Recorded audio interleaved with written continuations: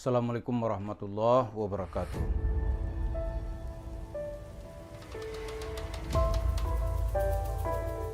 Pak pemirsa, menghadapi ketidakadilan, menghadapi kesemrautan dan kesusahan yang ada di tengah-tengah kita sekarang ini, masyarakat hanya ada satu ungkapan kata, yaitu lawan. Kata-kata ini mungkin dikutip dari puisi Wiji Tukul ketika dia merepresentasikan dirinya bagaimana menghadapi represif yang dialaminya dalam menghadapi rejim Orde Baru. Kira-kira ya 25 atau 26 tahun yang lalu. Tapi ucapan itu sebenarnya sampai hari ini kalau kita ingin menggunakannya sebagai kata-kata perlawanan, tetap saja itu sebuah ucapan yang memberi semangat gitu. Nah, Yusuf Mansur sekarang ini dia sudah susah mau lari kemana, tapi dia tetap saja bisa memainkan isu-isu ini untuk mendapatkan uang. Apakah itu nanti cerita-cerita yang dia bawa dan sedang dia susun. Tapi kalau ada satu ucapan dan hanya satu kata untuk Yusuf Mansur, yaitu lawan. Maka itu sekarang kata-kata ini sedang dijalankan oleh kawan-kawan gitu.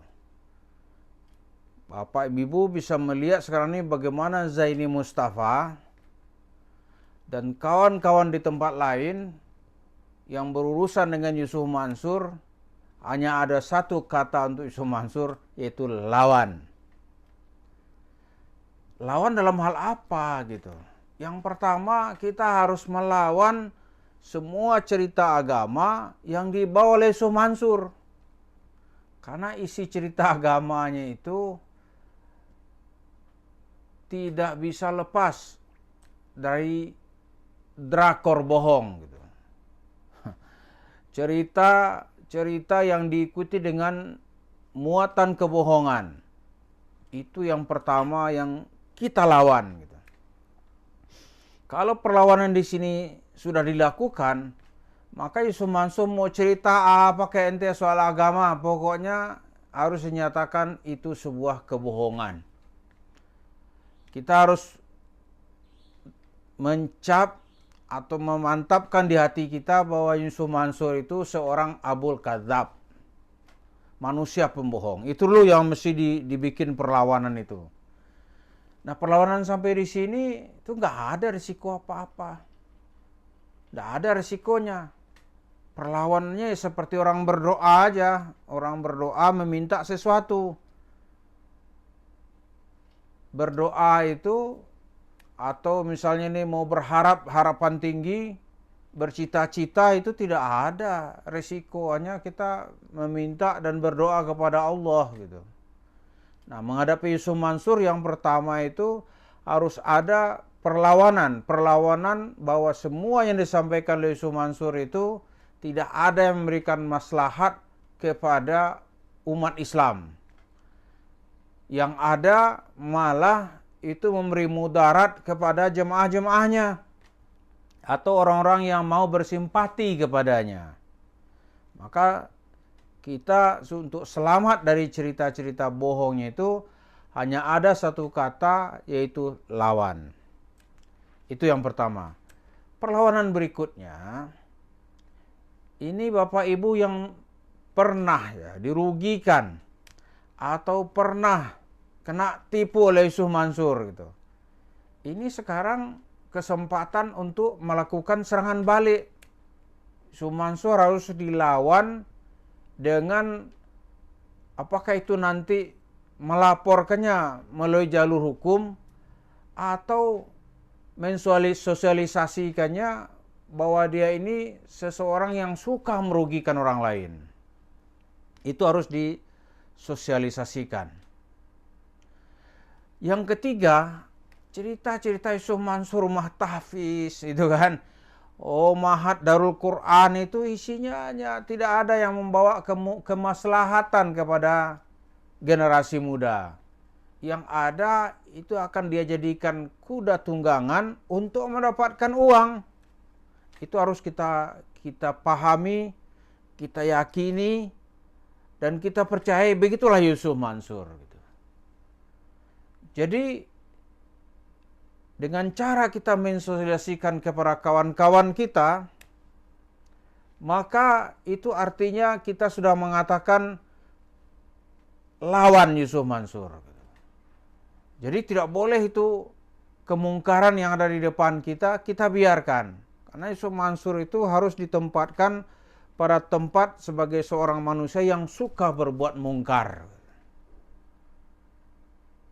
Jadi dengan urutan tadi itu disebut dengan perlawanan massa gitu. Perlawanan massa, perlawanan rakyat. Kalau kita bandingkan sekarang dengan pemilu misalnya, orang kan ribut sekarang, ada penyelewengan, rakyat tuh bangkit.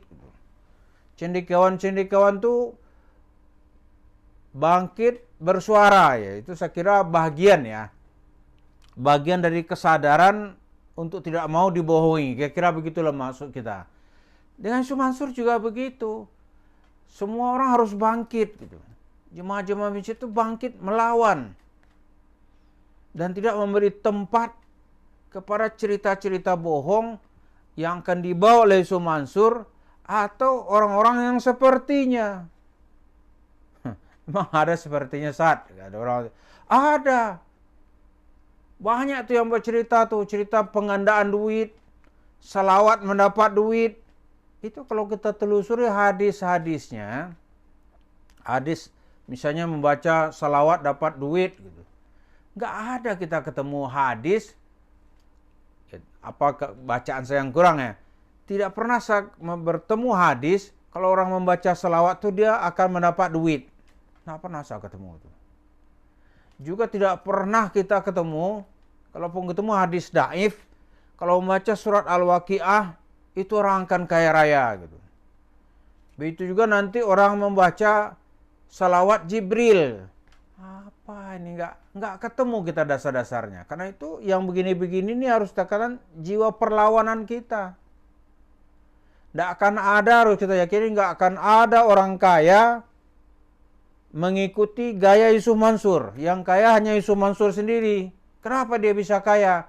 Karena dia mengumpulkan duit. Orang-orang mengasih duit, itu aja. Tapi kalau di sisi Tuhan turun tangan, malaikat datang, oh nggak ada itu.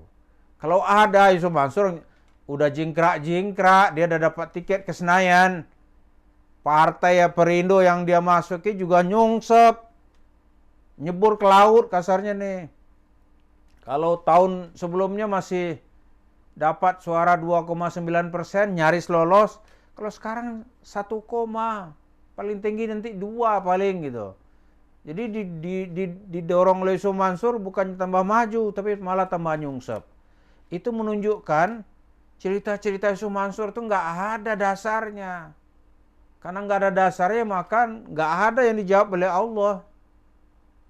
Nggak dijawab. Jadi itulah yang kita maksud. Setelah pemilu ini, dari segala lini, hanya ada satu kata yang bisa kita suarakan kepada Yusuf Mansur, yaitu lawan. Terserah dengan cara dan kemampuan kita untuk melakukan perlawanan. Kalau enggak, wah dikasih dia bergentayangan, nanti alasannya dia gampang aja dia berbohong mulutnya. Kalau kita sudah waras mendengar, kita akan geli mendengarkan cerita-cerita Yusuf Mansur. Tapi Yusuf Mansur tahu tuh orang nggak percaya, tapi dia pasal bodoh, yang penting duit dia bisa masuk terus gitu. Selama dia dikasih kesempatan ke masjid, selama itu dia akan bisa, kalau kata orang Malaysia ini, berbual gitu. Ceritanya berbual-bual untuk mendapatkan duit. Orang-orang yang tidak tahu atau bisa membedakan mana cerita-cerita kurafat, di sini nanti tanpa sadar dia bisa terpedaya untuk mengeluarkan duit. Maka untuk menutup konten ini, hanya ada satu kata setelah pemilu ini terhadap Yusuf Mansur, yaitu lawan Yusuf Mansur. Dalam segala bentuknya, dalam ucapannya, dalam cerita-ceritanya, dalam aksi yang dia lakukan, dalam doa-doa, atau dalam cerita-cerita bohong yang dia sampaikan. Karena itu juga merusak diri kita, merusak akal waras kita, dan merusak Islam yang diajarkan oleh Rasulullah sebagai agama untuk orang-orang waras. Mudah-mudahan kita semua yang tergabung dalam channel ini adalah orang-orang yang mau melawan ketidakadilan, mau melawan ketidakwarasan, apakah itu nanti disampaikan oleh Yusuf Mansur dan orang-orang yang bersamanya. Terima kasih. Assalamualaikum warahmatullahi wabarakatuh.